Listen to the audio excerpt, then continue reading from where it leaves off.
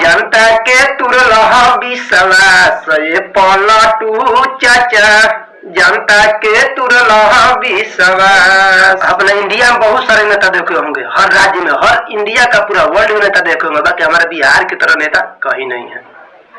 जो हमारे बिहार के जो सीएम है ना, मुख्यमंत्री माननीय नीतीश कुमार जी, ऐसा नेता आपको वर्ल्ड में नहीं मिलेगा भाई। उस पर गीत सुना रहा हूँ, मैं भी उनके ऊपर कुछ लिखा हूँ तो सुना रहा हूँ। अरे अब की चुनाव में तू तो होई बना पास ये नीतीश चाचा, अब की चुनाव में तू तो होई बना पास ये पलटू चाचा, जनता के तुरलह विश्वास ये पलटू चाचा, जनता के तुरलह विश्वास।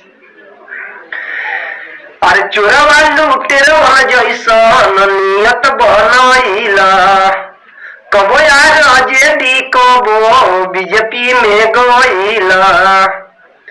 ऐसा हमारा बिहार के नेता है ना माननीय मुख्यमंत्री जी कि कब किधर पलटी मार देंगे जनता का उनको भी कुछ पता नहीं है, कब किधर पलटी मार देंगे। वादा बड़े बड़े करेंगे बाकी वादा भूल जाएंगे। अरे चोरवा लुटेरवा जैसन नियत बनैला, कबो यार जेडी कबो बीजेपी में गईला। तोहरा जनीति पे लिखाई इतिहास नीतीश चाचा, तोहरा जनीति पे लिखाई इतिहास पलटू चाचा, जनता के तुरलह विश्वास ये पलटू चाचा, जनता के तुरलह विश्वास। कहल की वादा करम वादा निभाइम, मरे के मर जैना बीजेपी में जाइम। कहल की वादा करी वादा निभाइम, मरे के मर जैना बीजेपी में जाइम। अपने से अपन धर्म दिहल तू नास पलटू चाचा, ए पलटू चाचा, जनता के तुरलह विश्वास ये पलटू चाचा, जनता के तुरलह विश्वास।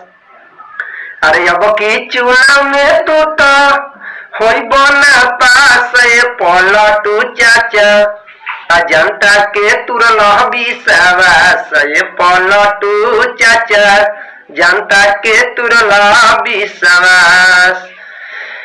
बाकी आप लोग बताइए कमेंट में क्या सच्चाई हमारा बिहार जैसा नेता कहीं पर है? हमारा बिहार के मुख्यमंत्री जैसा सीएम जैसा कोई वर्ल्ड में सीएम है?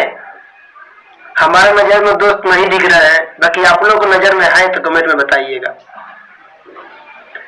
क्या हमारे बिहार के विकास कर सकते हैं? कब किधर पलटी मार देंगे कोई गारंटी नहीं है उनका।